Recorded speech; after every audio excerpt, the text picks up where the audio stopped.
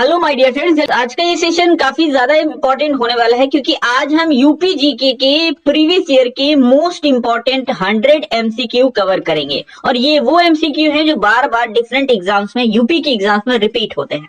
अगर आप इस वीडियो को देखते हैं तो यकीनन आपको यहाँ से 2 से 3 प्रश्न आपका जो सारी एग्जाम्स के लिए बेनिफिशियल होने वाला है यूपी जीके का। ठीक है, शुरू करते हैं। पहला प्रश्न लेते हैं, उत्तर प्रदेश दिवस किस तिथि को मनाया जाता है? तो यूपी डे यानी उत्तर प्रदेश दिवस ये हमेशा 24 जनवरी को मनाया जाता है। क्यों 24 जनवरी को मनाया जाता है? उत्तर प्रदेश सरकार प्रतिवर्ष 24 जनवरी को उत्तर प्रदेश दिवस मनाती है क्योंकि 24 जनवरी 1950 को ही जो संयुक्त प्रांत था जिसको यूनाइटेड प्रोविंस बोला जाता था उसका नाम बदल करके उत्तर प्रदेश किया गया था। तो इसीलिए हर साल 24 जनवरी को ही उत्तर प्रदेश दिवस मनाया जाता है। और वर्ष 2018 से ही उत्तर प्रदेश सरकार ने प्रथम बार 24 जनवरी को उत्तर प्रदेश दिवस मनाया था। यानी शुरुआत कब से हुई थी उत्तर प्रदेश दिवस मनाने की? 2018 से ये शुरुआत हुई थी। प्रश्न नंबर 2 है, भारत के कुल भौगोलिक क्षेत्रफल में उत्तर प्रदेश का कितना भौगोलिक प्रतिशत है? यानी अगर आप पूरे इंडिया का देखें तो उसका टोटल यूपी का कितना परसेंट लैंड एरिया आता है, यानी भौगोलिक क्षेत्रफल कितना है यूपी का पूरे इंडिया के कंपैरिजन में? तो पूरे इंडिया का 7.33% भौगोलिक क्षेत्रफल यूपी में आता है। काफी इंपॉर्टेंट है, याद रखिएगा, बड़ा इंपॉर्टेंट है और एग्जाम्स में हमेशा पूछा जाता है। तो उत्तर प्रदेश का कुल भौगोलिक क्षेत्रफल है कितना? 2,40,928 वर्ग किलोमीटर। अच्छा, मैं कहूंगा भारत का क्षेत्रफल कितना है तो 32,87,263 वर्ग किलोमीटर। अब इसमें से जो यूपी का है वो है 2,40,928 वर्ग किलोमीटर। ठीक है, किलोमीटर स्क्वायर, ये चीज हमेशा याद रखिएगा। और पूरे भारत के क्षेत्रफल का जो यूपी का क्षेत्रफल है वो कितना है? 7.33% है। और क्षेत्रफल के मामले में कितने नंबर पे आता है यूपी पूरे भारत में? अगर देखा जाए तो क्षेत्रफल की दृष्टि से उत्तर प्रदेश 4th सबसे बड़ा राज्य है, 4था सबसे बड़ा राज्य है, याद रखिएगा। और यूपी जो है इसकी सीमाओं से अगर देखें तो 8 राज्य सीमा बनाते हैं और एक केंद्र शासित यानी कि दिल्ली सीमा बनाता है। तो इस तरह से कुल जो 8 राज्य और एक केंद्र शासित प्रदेश मिलकर के सीमा बनाते हैं। ये सारे पॉइंट्स आपको याद रखने हैं और ये सारे ही प्रश्न पूछे भी गए हैं एग्जाम्स में। उत्तर प्रदेश राज्य का भारत में क्षेत्रफल की दृष्टि से कौन सा स्थान है? अभी मैंने आपको बताया कि उत्तर प्रदेश राज्य का भारत में क्षेत्रफल की दृष्टि से 4था स्थान है। अब आप कहेंगे सर पहले स्थान पे कौन है? तो मैं आपको सीधी सी बात बताऊंगा, पहले स्थान पर जो है वो आता है आपका राजस्थान। ठीक है, दूसरे स्थान पे मध्य प्रदेश आता है, तीसरे स्थान पे महाराष्ट्र आता है और चौथे स्थान पे कौन आता है? उत्तर प्रदेश आता है। तो आई थिंक ये सारी चीजें क्लियर है। और अगर हम यूपी की बात करें तो आपको ये चीज जरूर पता होनी चाहिए, पूर्व से पश्चिम जो यूपी की लंबाई है यानी ये वाली, ठीक है, पूर्व से पश्चिम कितना है? ये 650 किलोमीटर है। और उत्तर से दक्षिण जो यूपी की लंबाई है वो कितनी है? तो वो 240 किलोमीटर है। ये सारी चीजें आपको याद रखनी है। क्षेत्रफल मैं आपको पहले बता चुका हूं प्रीवियस क्वेश्चन में, 2,40,928 वर्ग किलोमीटर, जो कि पूरे भारत के क्षेत्रफल का 7.33% है। ये सारे ही पॉइंट्स महत्वपूर्ण हैं, इनमें से कोई सा भी एक प्रश्न को बना करके आपसे एग्जाम में पूछा जा सकता है। प्रश्न नंबर 4 है, उत्तर प्रदेश के सबसे अधिक और सबसे कम क्षेत्रफल वाले जनपद कौन से हैं? तो सबसे ज्यादा क्षेत्रफल जो किस जिले का वो है लखीमपुर खीरी का, और सबसे कम क्षेत्रफल है हापुड़ जिले का। याद रखिएगा, बड़ा इंपॉर्टेंट प्रश्न है। उत्तर प्रदेश का सर्वाधिक क्षेत्रफल वाला जिला कौन सा है? तो लखीमपुर खीरी है, जिसका क्षेत्रफल है 7,680 वर्ग किलोमीटर। वहीं क्षेत्रफल की दृष्टि से अगर यूपी का सबसे छोटा जिले की बात करें तो यह है हापुड़, जिसका जो क्षेत्रफल है वो 660 वर्ग किलोमीटर है। और कितने जिले हैं यूपी के अंदर? तो ये 75 जिले हैं और इन 75 में सबसे बड़ा लखीमपुर खीरी, सबसे छोटा हापुड़ जिला है। प्रश्न नंबर 5 है, उत्तर प्रदेश में निम्नलिखित जनपदों में से किस एक को अंतर्राष्ट्रीय सीमा स्पर्श नहीं करती है? बलरामपुर, श्रावस्ती, पीलीभीत, बस्ती। तो बस्ती को कोई सी भी अंतर्राष्ट्रीय सीमा टच नहीं करती। दरअसल अंतर्राष्ट्रीय सीमा क्या, नेपाल ही एक एकमात्र ऐसा देश है जो यूपी की सीमा से सटा हुआ है। यानी एक ही ऐसा देश है जो यूपी की सीमा से सटा हुआ है। यानी बाकी के जो जिले देख रहे हैं ये नेपाल के साथ सीमा साझा करते हैं, जबकि बस्ती नेपाल के साथ सीमा साझा नहीं करता। तो ये चीज याद रखिएगा, मैं आपको बता देता हूं, नेपाल के साथ में यूपी के कितने जिले सीमा साझा करते हैं? 7 जिले। देखिए, उत्तर प्रदेश राज्य का बस्ती जिला नेपाल के साथ अपनी सीमा साझा नहीं करता। नेपाल हमारा पड़ोसी देश है जो कि 579 किलोमीटर उत्तर प्रदेश के साथ अपनी सीमा साझा करता है। उत्तर प्रदेश राज्य के 7 जिले सीमा साझा करते हैं नेपाल के साथ। ये कौन कौन से हैं? ये आपको हर हाल में याद करना ही होगा। क्यों? क्योंकि यहाँ से प्रश्न हमेशा पूछा जाता है। तो एक है सिद्धार्थनगर, दूसरा बलरामपुर, तीसरा श्रावस्ती, चौथा महाराजगंज, पांचवा बहराइच है, छठा लखीमपुर है, लखीमपुर खीरी, ठीक है, और सातवां पीलीभीत है। यानी आपने देखा बस्ती इसमें है ही नहीं, तो बस्ती हमारा ऑप्शन क्या हो जाएगा? करेक्ट हो जाएगा। और ऐसे ही प्रश्न बनते हैं। तो ये 7 जिले आपको हर हाल में याद रखने होंगे जो कि नेपाल के साथ में सीमा साझा है। उत्तर प्रदेश का सबसे पूर्वी जिला कौन सा है? तो ये आपको सब पता होना चाहिए। पूर्वी कौन सा है, पश्चिमी कौन सा है, उत्तरी कौन सा है, दक्षिणी कौन सा? तो पूर्वी की अगर बात कर ले तो ये बलिया है। मैं आपको याद भी करवा देता हूं, लेकिन सबसे पहले आप यहाँ पे देख लो, ये है यूपी का सबसे पूर्वी जिला बलिया। कौन सा है ये है बलिया। सबसे पश्चिमी जिला जो है यूपी का ये है शामली। कौन है? शामली है। सबसे पश्चिमी जिला है शामली। सबसे उत्तरी जिला जो है ये है सहारनपुर। कौन सा है? ये है सहारनपुर, ठीक है। और सबसे जो दक्षिणी जिला है ये है आपका सोनभद्र। कौन सा है? सोनभद्र। ये वाला देख रहे हैं, ये सोनभद्र है, ये आपका सहारनपुर है, ये आपका शामली है। तो सोनभद्र जो है ये आपका क्या है? ये सबसे दक्षिणी जिला। अब याद कैसे रख सकते हो? अब ऊपर देखो क्या है, मतलब आप उत्तरी, ये उत्तर होता है, ये दक्षिण होता है, ये पूर्व होता है और ये पश्चिम होता है। मैं आपको याद भी करवा देता हूँ। देखिए मतलब ये तो शामली, यहाँ पर जो पूर्वी जिला आता है वो कौन सा आता है? बलिया। अब देखिए, अगर आप अपने हाथ को ऐसे ही रख के देखो तो सीधा हाथ ये आपका आएगा। भाई आप अपने हाथ को फैलाइए, एकदम सीधा उत्तर की तरफ मुंह करिए और अपने हाथों को फैलाएंगे तो आप देखेंगे यहाँ पर आपका सीधा हाथ आएगा, इस साइड आपका उल्टा हाथ आएगा। तो सबसे ज्यादा बल किसमें होता है? सीधे हाथ में कि उल्टे हाथ में? आप कहोगे सर सीधे वाले में। तो सीधा वाला हाथ पूर्व दिशा में जा रहा है ना, तो बल होता है मतलब बलिया। यानी सबसे पूर्वी जिला कौन सा है? बलिया। और पश्चिमी कौन सा हो जाएगा? शामली हो जाएगा। ठीक, आप ऐसे याद कर लिया। अब उत्तरी आपको याद रखना है। उत्तरी मतलब देख रहे हो, उत्तर जो दिशा है वो ऊपर साइड में आती है, तो कहते हैं सहारा किसका? ऊपर वाले का सहारा। तो ऊपर वाले का सहारा यानी उत्तर। उत्तर में कौन सा? सहारा यानी सहारनपुर। ऊपर वाले का सहारा और ऊपर कौन सा आता है? उत्तर आती है, तो उत्तर का कौन सा जिला हो जाएगा? सहारनपुर। और नीचे कौन सा है? सोनभद्र। सोनभद्र देख रहे सबसे नीचे, नीचे दक्षिण आता है ना नीचे, तो नीचे क्या? अच्छा सोना मैं कहूँ आपको कहाँ मिलता है? तो आप कहोगे सर धरती के नीचे मिलता है, तो नीचे कौन सा है? दक्षिण है, तो सोना यानी सोनभद्र। तो इस तरह से आप इसको रिलेट कर सकते हो। आइए देखिए, चीजें आपको याद करने के लिए कभी कभी टेक्निक लगानी होती है। और हाँ, जिसको मैप याद है भाई साहब, उनको कोई टेक्निक याद रखने की जरूरत नहीं है। ये टेक्निक मैं सिर्फ उनके लिए बता रहा हूँ जिनको मैप याद नहीं है और वो सीधे सीधे याद करना चाह रहे हैं ट्रिक के माध्यम से, तो उनके लिए बेस्ट है। और ऐसी ट्रिक आपको देखने के लिए नहीं मिलेगी। तो मैंने आपको जो चीज बताई वो चीज मैंने यहाँ पर एक्सप्लेन कर दी है। आई थिंक आप मुझे ये चीज बताने की जरूरत नहीं है। बढ़ जाते हैं आगे प्रश्न नंबर 7 पर। उत्तर प्रदेश का सबसे बड़ा जिला कौन सा है? अब देखिए, सबसे बड़ा सबसे छोटा ये भी आपको पता होना चाहिए। सबसे बड़ा मैंने आपको बताया था लखीमपुर खीरी। आई थिंक ये वाला मैं बता चुका हूँ, लेकिन ये सेपरेट क्वेश्चन ऐसे एग्जाम में पूछा गया इसलिए मैंने आपको यहाँ पर दिखा दिया। तो ये आता है लखीमपुर खीरी, जो कि लखनऊ मंडल के अंतर्गत आता है। लखनऊ मंडल में 6 जिले आते हैं और लखीमपुर खीरी लखनऊ मंडल का ही एक जिला है। आप यहाँ पर देख सकते हैं लखीमपुर खीरी को। तो आप अगर इसकी डिटेल्स देख लेते हैं तो क्षेत्रफल की दृष्टि से राजस्थान, मध्य प्रदेश, महाराष्ट्र के बाद उत्तर प्रदेश चौथे स्थान पे आता है। क्षेत्रफल इतना, ये सारी चीजें मैंने आपको बता दी। उत्तर प्रदेश में सर्वाधिक क्षेत्रफल वाला जिला लखीमपुर खीरी है और सबसे कम क्षेत्रफल वाला जिला कौन सा है? हापुड़ है। ये चीज याद रखिएगा। प्रश्न नंबर 8 है, निम्नलिखित में से कौन सा राज्य उत्तर प्रदेश का सीमावर्ती राज्य है? तो राजस्थान है, पंजाब, राजस्थान ही है, बाकी सीमावर्ती राज्य नहीं। आप यहाँ पर देख लोगे तो उत्तराखंड, भाई कितने राज्य उत्तर प्रदेश से सीमा बनाते हैं? तो मैं कहूंगा 8 राज्य हैं और एक जो है वो केंद्र शासित प्रदेश है जो यूपी के साथ सीमा साझा करता है। तो आप देखो उत्तराखंड सीमा बना रहा है, हिमाचल प्रदेश 2, हरियाणा 3, राजस्थान 4 है ना, ये राजस्थान पूरा हो गया, मध्य प्रदेश 5, छत्तीसगढ़ 6, झारखंड 7 और बिहार 8। तो 8 राज्य हो गए। तो इसमें से पंजाब, पश्चिम बंगाल, आंध्र प्रदेश तो है नहीं, यानी राजस्थान तो आया ना, तो ये ऑप्शन ये करेक्ट हो गया। इसके अलावा आप यहाँ पर दिल्ली को देख लेंगे तो दिल्ली भी है जो यूपी के साथ में सीमा साझा करता है, जो कि एक यूनियन टेरिटरी है। आई होप क्लियर हो गया होगा सारी चीजें आप लोगों को।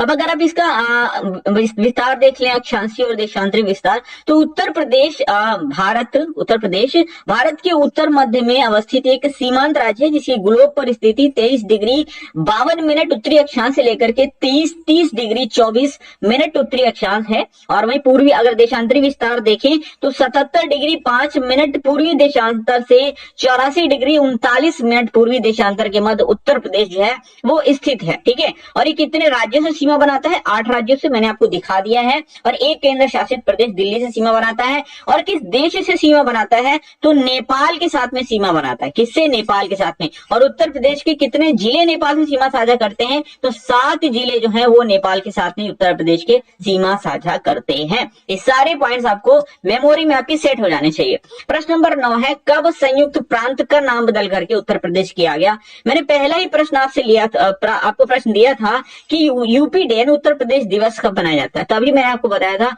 24 जनवरी सन 1950 को संयुक्त प्रांत का नाम बदल करके उत्तर प्रदेश किया गया था। तो इसका ऑप्शन नंबर बी करेक्ट हो जाएगा, 24 जनवरी 1950। ठीक है, और प्रथम मुख्यमंत्री कौन थे यूपी के? सबसे पहले तो ये थे पंडित गोविंद वल्लभ पंत। कौन थे? पंडित गोविंद वल्लभ पंत। प्रश्न नंबर 10 है, उत्तर प्रदेश का राज्य पशु कौन सा है? तो राज्य पशु की अगर हम यहाँ पर बात करें तो बारहसिंघा, ये इसे दलदल मृग के नाम से भी जाना जाता है। तो यही यहाँ का राज्य पशु है। ठीक है, राजकीय पशु कौन सा है? बारहसिंघा आपको ऑप्शन में दिया हुआ मिलेगा। प्रश्न नंबर 11 है, उत्तर प्रदेश का राज्य पक्षी कौन सा है? तो पक्षी है सारस। इसको क्रॉन्च भी बोलते हैं। क्या बोलते हैं? सारस या क्रॉन्च पक्षी। क्या बोलेंगे?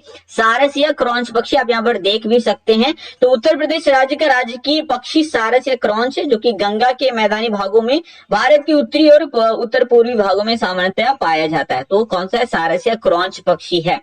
प्रश्न नंबर 12 है, उत्तर प्रदेश का राजकीय पुष्प कौन सा है? तो न गेंदा है, न गुलाब है, न कमल है। तो ये है पलाश। कौन सा है? पलाश का फूल। कौन सा पुष्प है?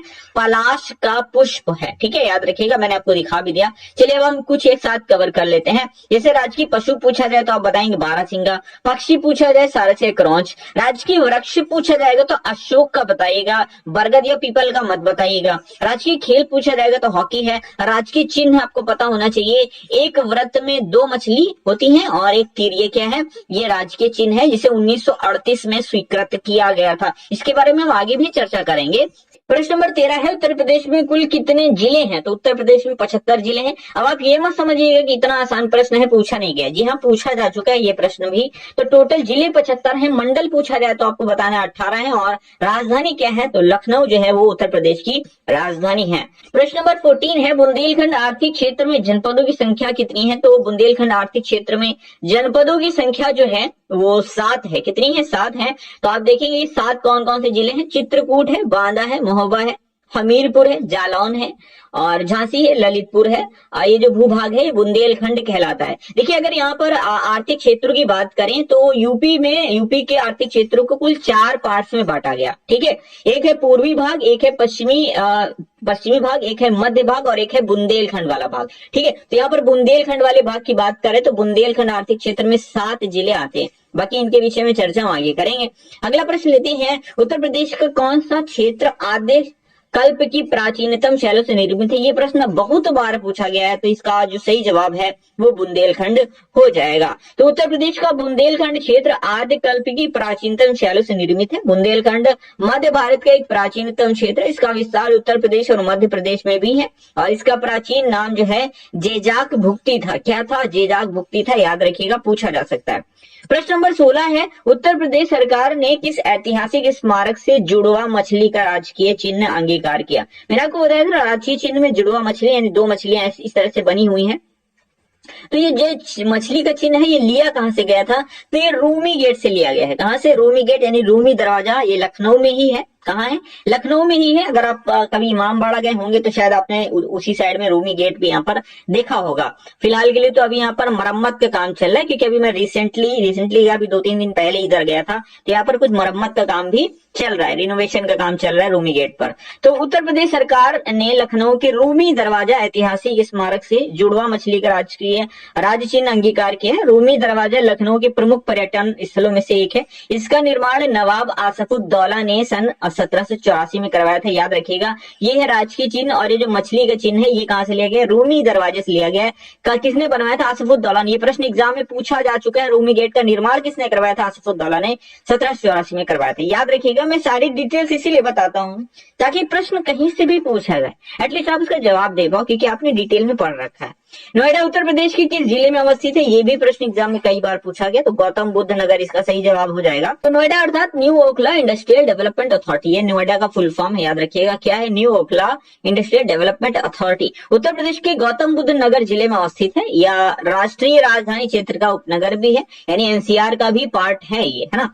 और नोएडा और ग्रेटर नोएडा दोनों उत्तर प्रदेश के गौतम बुद्ध नगर में अवस्थित है। प्रश्न पूछे गए हैं, याद रखिएगा। प्रश्न नंबर 18, निम्नलिखित जिलों का भौगोलिक क्षेत्रफल की दृष्टि से सही आरोही क्रम क्या होगा? तो सही आरोही क्रम क्या होगा? आरोही मतलब क्या होता है? देखो, आरोही का मतलब होता है बढ़ते की ओर, मतलब पहले छोटा, फिर उससे बड़ा, फिर उससे बड़ा, फिर उससे बड़ा। तो देखा जाए तो यहाँ पर सोनभद्र काफी बड़ा जिला है और सोनभद्र लास्ट में आना चाहिए, तो ये तो ठीक है, सोनभद्र लास्ट में आ गया, यानी इन दोनों में से एक सही होगा, यानी ये गलत हो गया, ठीक है, क्योंकि सोनभद्र बड़ा है, ठीक है, इनमें अगर देखा जाए सोनभद्र बड़ा।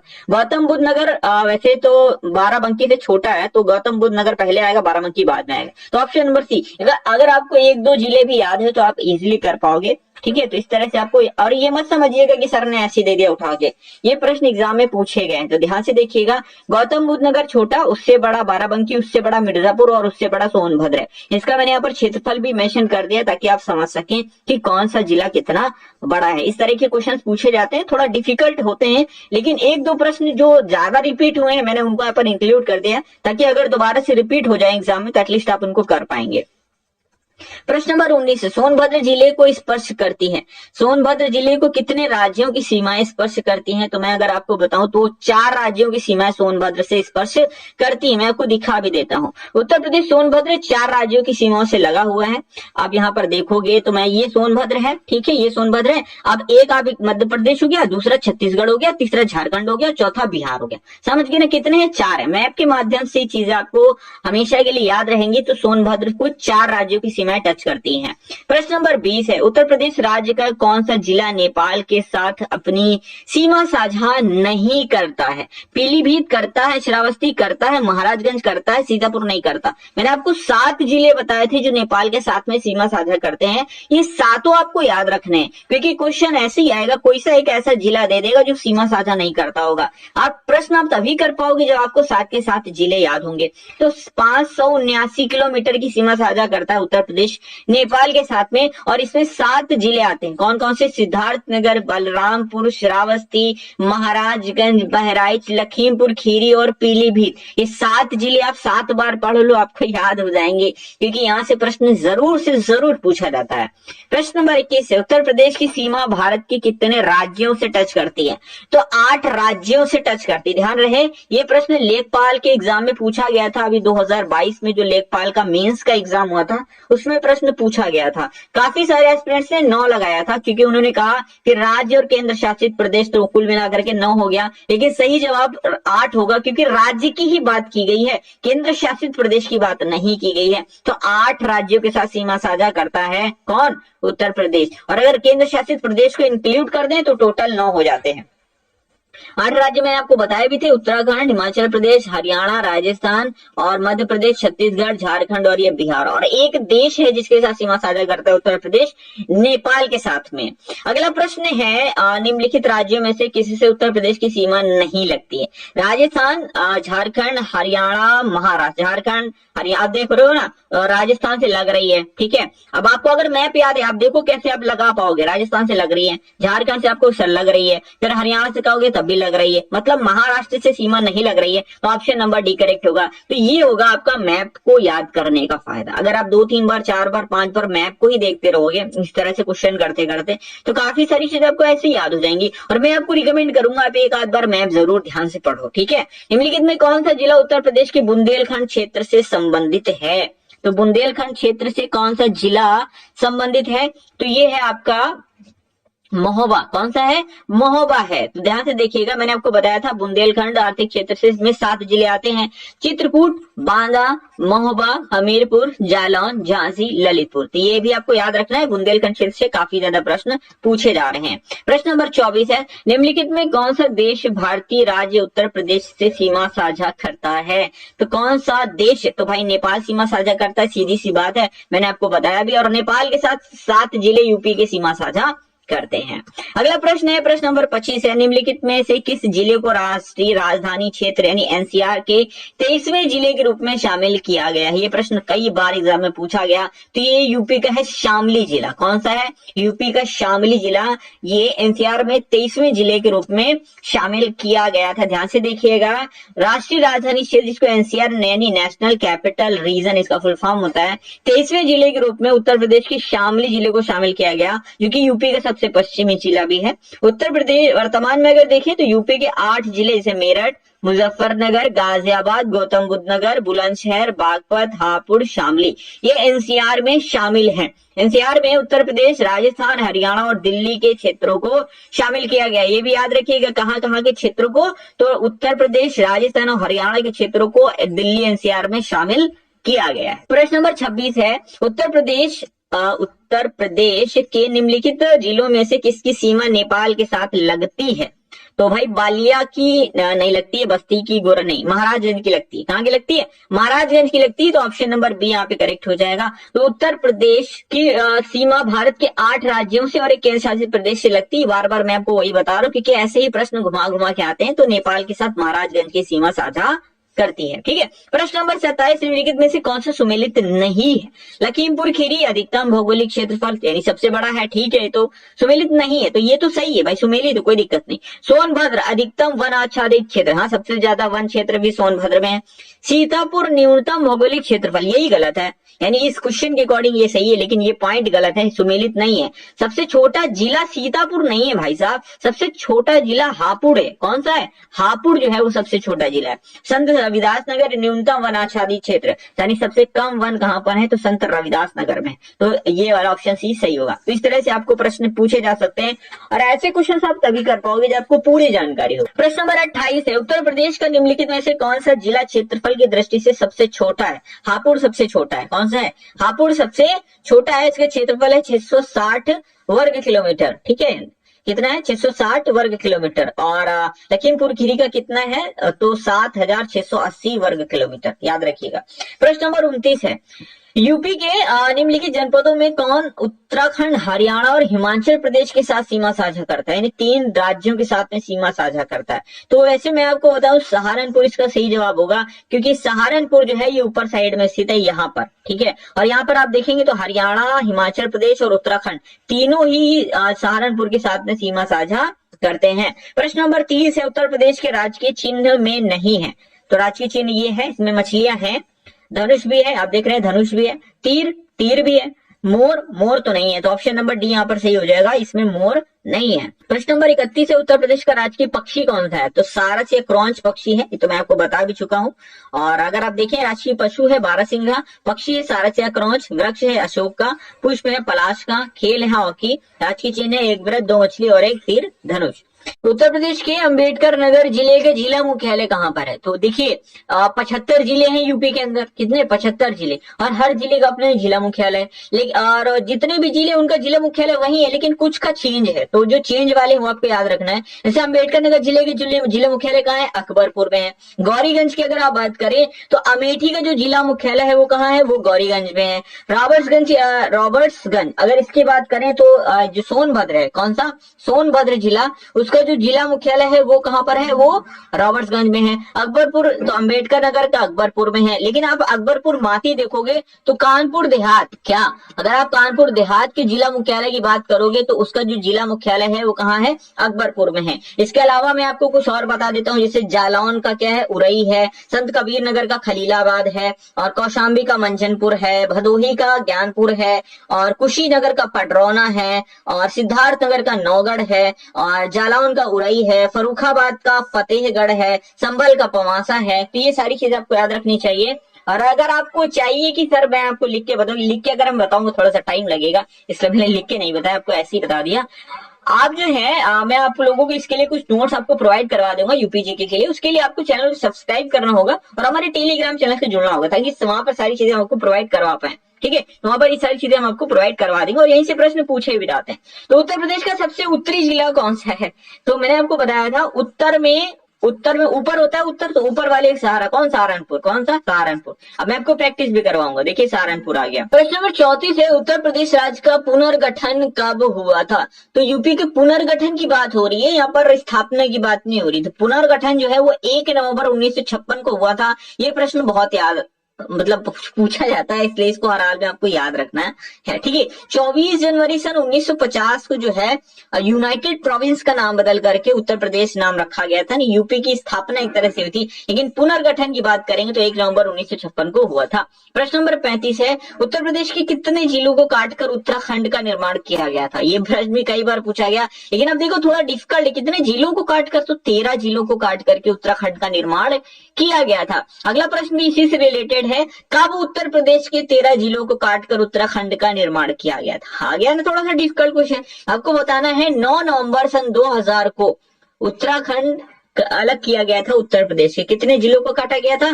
तो जो हिमालयी क्षेत्र के जिले थे 13 जिले, उनको काट करके एक नया स्टेट बना दिया गया था, उत्तरांचल बनाया गया था। लेकिन बाद में उत्तरांचल के नाम बदल करके उत्तराखंड कर दिया गया था। प्रश्न नंबर 37 है, उत्तर प्रदेश की प्रथम राजकीय भाषा क्या है? तो प्रथम राजकीय भाषा अगर देखें तो ये है हिंदी। कौन सी है? हिंदी जो है प्रथम राजकीय भाषा है। और अगला प्रश्न है, उत्तर प्रदेश की दूसरी राजकीय भाषा क्या है? तो उर्दू जो है वो दूसरी राजकीय भाषा है। प्रश्न नंबर उर्दू को कब दूसरी राजकीय भाषा बनाया गया था? तो 1989 में बनाया गया था। ये प्रश्न कई बार एग्जाम में पूछा गया है। प्रश्न नंबर 39 है, उत्तर प्रदेश के राजकीय चिन्ह को कब स्वीकृत किया गया था? तो ये है उत्तर प्रदेश के राजकीय चिन्ह। इसको स्वीकृत कब किया गया था? तो वर्ष 1938 में स्वीकृत किया गया था। ये भी प्रश्न एग्जाम में बहुत बार पूछा गया है।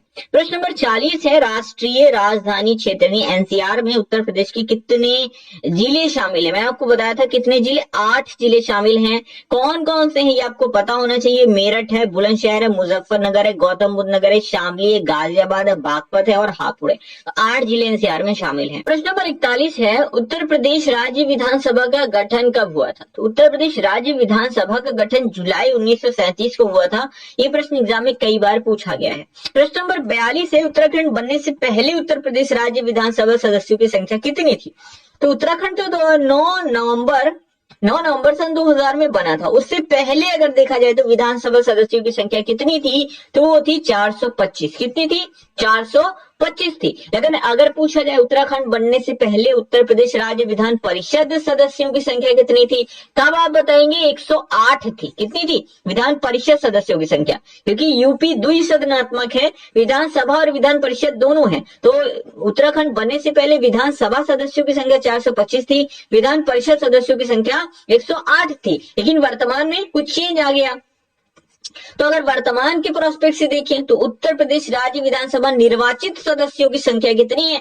403 है। कितनी निर्वाचित सदस्यों की संख्या? 403 है। और वहीं अगर वर्तमान में उत्तर प्रदेश राज्य विधान परिषद सदस्यों की संख्या देखी जाए तो कितनी है? 100 है। ये चीज याद रखिएगा। कितनी हो गई है? 100 हो गई है। प्रश्न नंबर 46 है, देश में किस राज्य में लोकसभा सीटों की संख्या सर्वाधिक है? बड़ा इंपॉर्टेंट है। उत्तर प्रदेश में लोकसभा सीटों की संख्या सर्वाधिक है। और यूपी में लोकसभा सीटें हैं कितनी? तो लोकसभा सीटें हैं कितनी? 80 हैं। लोकसभा सीटें कितनी हैं? 80 सीटें हैं, जो कि भारत में सबसे ज्यादा सर्वाधिक लोकसभा सीटों वाला राज्य बनाता है उत्तर प्रदेश को। प्रश्न नंबर 47 है, उत्तर प्रदेश में सर्वाधिक विधानसभा सीटों वाला जिला कौन सा है? अब देखिए यूपी की ही बात हो रही है भाई, सीटें कितनी हो गई सब पता चल गया, लेकिन यूपी में किस जिले में सर्वाधिक सीटें हैं? तो आप बताओगे प्रयागराज में सर्वाधिक सीटें हैं। विधानसभा सीटें कितनी? 12 सीटें। कहां? प्रयागराज की बात हो रही है। प्रश्न नंबर 48 है, मतदाताओं की संख्या के आधार पर उत्तर प्रदेश का सबसे बड़ा संसदीय क्षेत्र कौन सा है? आप कहोगे सर प्रयागराज। मैं कहूंगा नहीं भाई, गाजियाबाद इसका सही जवाब होगा। तो मतदाताओं की संख्या के आधार पर यूपी का सबसे बड़ा संसदीय क्षेत्र गाजियाबाद है, याद रखिएगा। प्रश्न नंबर 49 है, उत्तर प्रदेश में अब तक कितनी बार राष्ट्रपति शासन लग चुका है? तो 10 बार राष्ट्रपति शासन अभी तक लग चुका है जब से देश आजाद हुआ है। तो उत्तर प्रदेश में अब तक 10 बार राष्ट्रपति शासन लगा। फर्स्ट टाइम कब लगा था? तो 25 फरवरी 1968 को लगा था और ये 25 फरवरी 1969 तक चला था। और लास्ट टाइम कब लगा था? तो 8 मार्च 2002 से 3 मई 2002 के बीच में लगा था, तब से राष्ट्रपति शासन नहीं लगा है। प्रश्न नंबर 50 है, उत्तर प्रदेश को कुल कितने आर्थिक क्षेत्रों में बांटा गया? मैंने आपको बताया था उत्तर प्रदेश को कुल 4 आर्थिक क्षेत्रों में बांटा गया। एक कौन सा? पूर्वी क्षेत्र, एक पश्चिमी क्षेत्र, एक मध्य क्षेत्र और एक बुंदेलखंड वाला क्षेत्र। ठीक है, ये याद रखिएगा। प्रश्न नंबर 51 है, अप्रैल 2008 में निर्मित उत्तर प्रदेश का 18वां मंडल कौन सा? देखिए, यूपी का 18वां मंडल कब निर्मित हुआ था? तो अप्रैल 2008 में। ये है कौन सा? जो लेटेस्ट वाला है यानी लास्ट वाला, तो ये है अलीगढ़ मंडल। कौन सा है? अलीगढ़ मंडल है। कौन सा है? अलीगढ़ मंडल है 18वां मंडल। प्रश्न नंबर 52 है, प्रश्न नंबर 52 है, उत्तर प्रदेश का सबसे बड़ा मंडल निम्नलिखित में से कौन नहीं है? आप कहोगे सर ये कैसा प्रश्न है? मैं कहूंगा ऐसे ही प्रश्न है भाई साहब। देखो, सबसे बड़ा मंडल यानी कानपुर मंडल, लखनऊ मंडल, मेरठ मंडल, ये तीनों ही बड़े हैं क्योंकि तीनों ही मंडलों में जिलों की संख्या कितनी है? 6 जिले हैं। लेकिन अलीगढ़ मंडल जो है इनमें नहीं आता है, सबसे बड़े मंडलों में नहीं आता है क्योंकि अलीगढ़ मंडल में जिलों की संख्या सिर्फ और सिर्फ 4 है। कितनी? 4 है। तो ये सबसे बड़ा मंडल नहीं है। अब मैं आपको यहाँ पर अलीगढ़ में जो 4 जिले हैं उनका भी नाम आपको बता देता हूँ। एक तो है आपका अलीगढ़ ही, कौन सा है? एक तो आपका अलीगढ़ है, एक है एटा, कौन सा है? एटा, और एक है हाथरस, कौन सा है? ये है हाथरस, और चौथा जो है वो है कासगंज, कौन सा है? कासगंज। तो ये 4 जिले जो है वो अलीगढ़ में आते हैं। ठीक है, तो ये चीज याद रखिएगा। अगर पूछा जाए सबसे बड़ा मंडल कौन सा है, तो कानपुर मंडल, लखनऊ मंडल, मेरठ मंडल, ये सबसे बड़े मंडल हैं। प्रश्न नंबर 53 है, उत्तर प्रदेश में कुल कितनी तहसील है? ये भी बहुत पूछा जाता है। 351 तहसील है उत्तर प्रदेश के अंदर। प्रश्न नंबर 54 है, उत्तर प्रदेश में वर्तमान में कुल नगर निगमों की संख्या कितनी है? 17 नगर निगम है। कितने नगर निगम कितने हैं? तो 17 नगर निगम है। प्रश्न नंबर 55 है, स्वतंत्रता के बाद उत्तर प्रदेश में प्रथम मुख्यमंत्री कौन थे? तो यूपी के प्रथम मुख्यमंत्री थे पंडित गोविंद वल्लभ पंत। याद रखिएगा, पहले सीएम कौन थे? पंडित गोविंद वल्लभ पंत। प्रश्न नंबर 56 है, स्वतंत्रता के बाद उत्तर प्रदेश के प्रथम उप मुख्यमंत्री कौन थे? चौधरी नारायण सिंह पहले उप मुख्यमंत्री रह चुके हैं। प्रश्न नंबर 57 है, देश की पहली महिला राज्यपाल। अब देश की पूछें या यूपी की पूछें, पहली महिला राज्यपाल सरोजनी नायडू थी। कौन थी? सरोजनी नायडू। ये यूपी की भी और पूरे देश की भी पहली महिला राज्यपाल रह चुकी हैं। प्रश्न नंबर 58 है, स्वतंत्रता के बाद उत्तर प्रदेश का प्रथम विधानसभा अध्यक्ष कौन थे? तो प्रथम विधानसभा अध्यक्ष की अगर यहाँ पर हम बात करें तो ये थे राजर्षि पुरुषोत्तम दास टंडन। कौन? राजर्षि पुरुषोत्तम दास टंडन। प्रश्न नंबर 59 है, स्वतंत्रता के बाद उत्तर प्रदेश के प्रथम विधान परिषद अध्यक्ष कौन थे? तो इनका जो नाम था ये है श्री चंद्र भाल। कौन थे? श्री चंद्र भाल। प्रश्न नंबर 60 है, उत्तर प्रदेश विधानसभा अध्यक्ष कौन है? अब अगर वर्तमान की बात की जाए तो उत्तर प्रदेश की विधानसभा अध्यक्ष कौन है? तो सतीश महाना वर्तमान में। कौन? श्री सतीश महाना ये विधानसभा अध्यक्ष हैं वर्तमान में। और वर्तमान में अगर देखा जाए उत्तर प्रदेश विधान परिषद सभापति कौन है? तो ये हैं कुंवर मानवेंद्र सिंह। कौन है? श्री कुंवर मानवेंद्र सिंह। ये क्या है? ये विधान परिषद सभापति हैं वर्तमान में। प्रश्न नंबर 62 है, वर्तमान में इलाहाबाद उच्च न्यायालय की मुख्य न्यायाधीश कौन है? तो श्री प्रीतिंकर दिवाकर। कौन है? जस्टिस प्रीतिंकर दिवाकर। ये वर्तमान में इलाहाबाद हाई कोर्ट के मुख्य न्यायाधीश हैं। प्रश्न नंबर 63 है, उत्तर प्रदेश के प्रथम लोकायुक्त कौन थे? तो प्रथम लोकायुक्त कौन थे? तो ये थे विश्वंभर दयाल। ये प्रश्न सबसे ज्यादा पूछा जाता है लोकायुक्त वाला। तो प्रथम लोकायुक्त कौन थे? विश्वंभर दयाल थे। और 64वां प्रश्न इसी से रिलेटेड, वर्तमान में यानी 7वें उत्तर प्रदेश के लोकायुक्त कौन हैं? तो वर्तमान में जो लोकायुक्त हैं वो है संजय मिश्रा। प्रश्न नंबर 65 है, उत्तर प्रदेश का कौन से जिला उत्तराखंड, हरियाणा, हिमाचल प्रदेश के साथ सीमा साझा करते हैं? कौन? उत्तराखंड, हिमाचल और हरियाणा। तो ये सहारनपुर सीमा साझा करता है। तो ऑप्शन नंबर बी करेक्ट हो जाएगा। प्रश्न नंबर 66 है, क्षेत्रफल की घटती क्रम में सही विकल्प का चयन करना है। तो सबसे बड़ा राज्य, फिर छोटा, फिर छोटा। तो सबसे बड़ा राज्य राजस्थान है, सही है। दूसरा मध्य प्रदेश है, मध्य प्रदेश है, तो इसमें कहीं नहीं है, तो ऑप्शन नंबर ए करेक्ट होगा। नंबर 1 पे आता है राजस्थान, नंबर 2 पे मध्य प्रदेश, नंबर 3 पे महाराष्ट्र और नंबर 4 पे यूपी, यानी सबसे बड़ा चौथा राज्य उत्तर प्रदेश आता है। तो ये सीक्वेंस आपको जरूर याद रखना है, ये भी एग्जाम में पूछा जा चुका है। तो प्रश्न नंबर 67 है, उत्तर प्रदेश की किस जिले में सबसे कम वर्षा होती है? तो मथुरा जिले में सबसे कम वर्षा होती है। और उत्तर प्रदेश के किस जिले में सर्वाधिक वर्षा होती है? तो गोरखपुर में सबसे ज्यादा वर्षा होती है।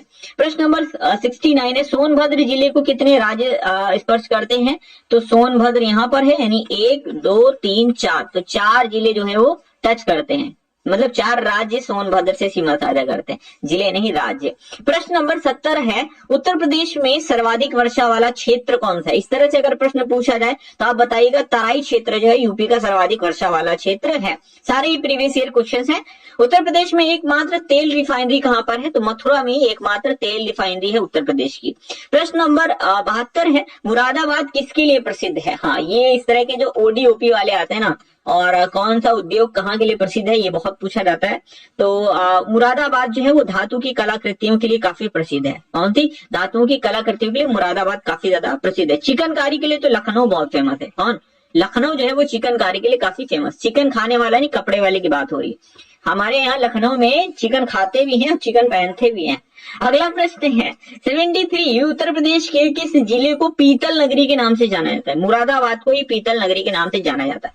याद रख सकते हो, बड़ा आसान है भाई। पीतल क्या होता है? वो मरा होता है, मुर्दा होता है। पीतल मुर्दा ही तो होता है, तभी जिसको ठोकते पीटते रहो, है ना, कुछ होता ही नहीं है। तो पीतल मुर्दा होता है, इसलिए मुरादाबाद। इस तरह से याद रख सकते हो। देखो, बहुत सारी चीजें हमें टेक्निक लगा के ही याद रख लेनी चाहिए, जो बेहतर होता है। थोड़ा सा उटपटांग हो सकता है, लेकिन हमें याद रहती है। उत्तर प्रदेश की फिरोजाबाद में 200 वर्षों से भी अधिक समय से किस वस्तु का उत्पादन किया जा रहा है? तो कांच की चूड़ियों के लिए काफी ज्यादा फेमस है फिरोजाबाद। अगर मैं आपसे कहूं कि आप किसी को चूड़ियां गिफ्ट करने वाले हो या करने वाली हो, इस तरह से भी बोल सकते हैं, तो किस कलर की चूड़ियां आप गिफ्ट करेंगे? तो आप बोलिएगा सर फिरोजी कलर की चूड़ियां। एक कलर होता है फिरोजी कलर, तो फिरोजी कलर से फिरोजाबाद बना लो। तो चूड़ियां कैसी होंगी? फिरोजी कलर की। तो फिरोजाबाद चूड़ियों के लिए प्रसिद्ध है। इस तरह से आप याद रख पाओगे। प्रश्न नंबर 75 है, निम्नलिखित में से कौन सुमेलित नहीं है? स्कूटर इंडिया लखनऊ में है, सही है। मॉडर्न बेकरी है, सही है, कानपुर का। और सीमेंट उद्योग बरेली में नहीं है, ये गलत है यहाँ पर। तो ऑप्शन नंबर सी सही होगा। ठीक है, ये मतलब सही है, मतलब ये गलत हो, ये सही पूछ कर गलत पूछ रहा है, तो ऑप्शन नंबर सी सही होगा, यही गलत होगा। उर्वरक कारखाना आंवला बरेली में। आंवला याद रखिएगा, जगह का नाम है बरेली में इसलिए कंफ्यूज ना होइएगा। अगर उर्वरक कारखाना आंवला हो, बरेली ब्रैकेट में ना भी दिया हो, तो समझ जाना आंवला खाने वाले की बात नहीं हो रही, स्थान की बात हो रही है।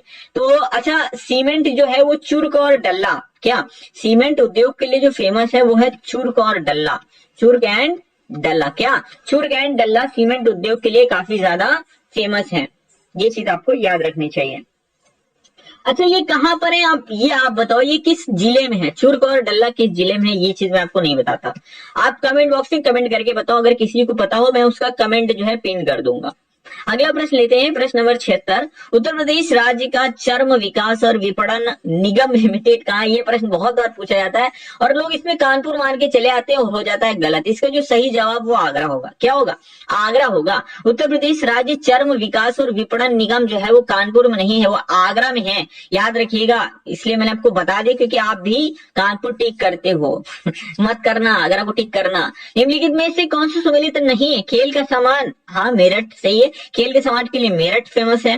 दिया सलाई बरेली, पीतल का दिया सलाई मतलब माचिस, ठीक है, माचिस जो होती है उसको हिंदी में दिया सलाई बोलते हैं। बरेली है लकड़ी के सामान की, लकड़ी पर नक्काशी के लिए सहारनपुर फेमस है। पीतल का सामान के लिए मैंने आपको बताया था मुरादाबाद फेमस है। कौन सा? मुरादाबाद है, थोड़ा ये हो गया, ठीक है, तो मुरादाबाद। और फिरोजाबाद मैंने आपको बताया था कांच की चूड़ियों के लिए फेमस है, तो ऑप्शन नंबर सी यहाँ पर करेक्ट हो जाएगा। कांच की चूड़ियों के लिए फेमस है, कांच की चूड़ियां, ठीक है। कौन फेमस है? फिरोजाबाद। और पीतल के सामान के लिए मुरादाबाद फेमस है। मैंने आपको बताया था पीतल कैसा होता है? मुर्दा होता है, तो मुरादाबाद। इस तरह से याद रखो। चूड़ियां कैसी होंगी? फिरोजी कलर की होंगी। प्रश्न नंबर 78, उत्तर प्रदेश का मान्यता प्राप्त स्टॉक एक्सचेंज कहाँ है? तो यूपी का स्टॉक एक्सचेंज कानपुर में है। प्रश्न नंबर 79, उत्तर प्रदेश खादी ग्रामोद्योग बोर्ड की स्थापना किस वर्ष हुई थी? 1960 में हुई थी। प्रीवियस ईयर का क्वेश्चन है, ऐसे याद रखो।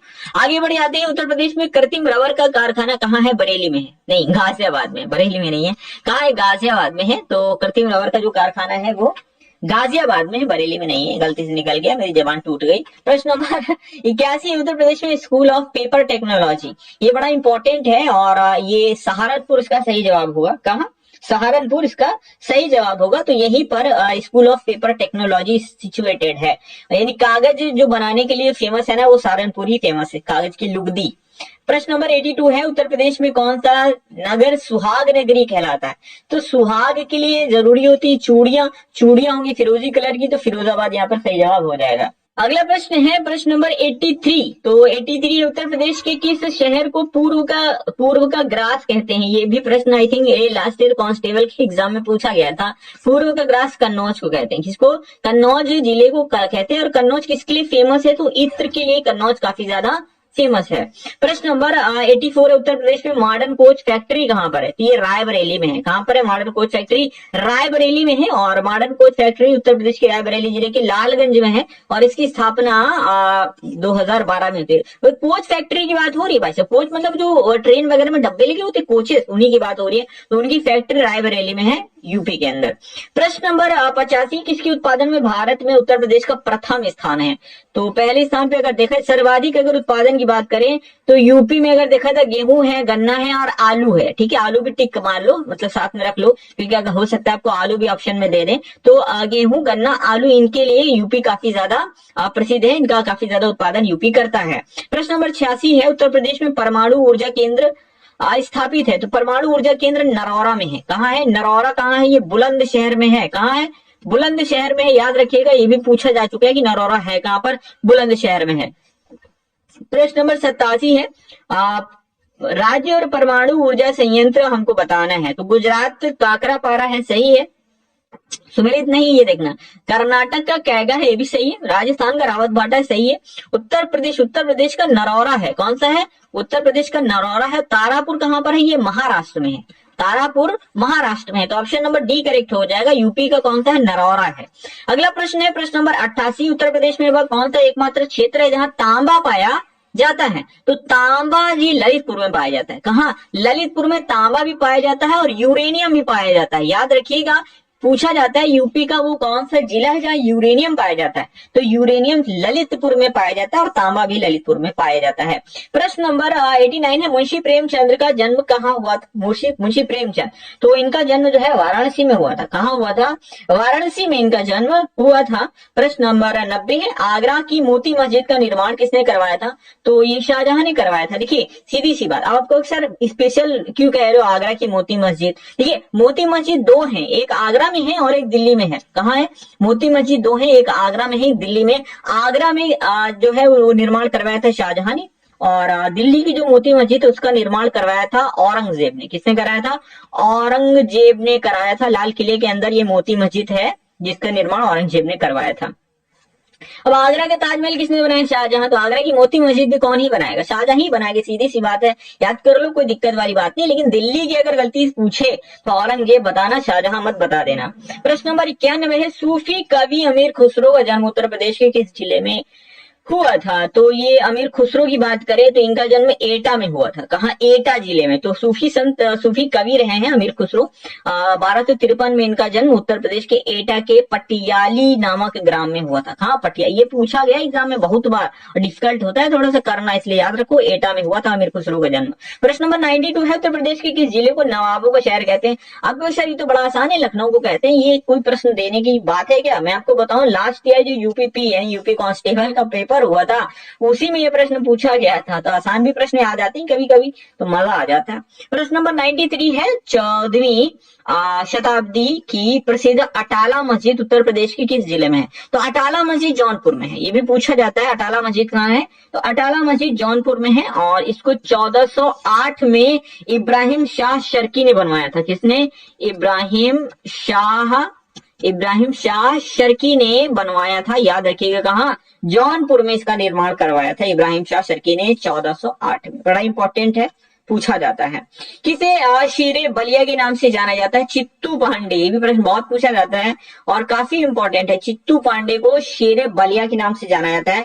1942 में जो भारत छोड़ो आंदोलन था उसमें काफी ज्यादा अच्छी लीडरशिप निभाई थी चित्तू पांडे जी ने और इन्हें शेरे बलिया के नाम से जाना जाता है। प्रश्न नंबर 95 है, वर्ष 1857 के विद्रोह में कानपुर का नेता कौन था?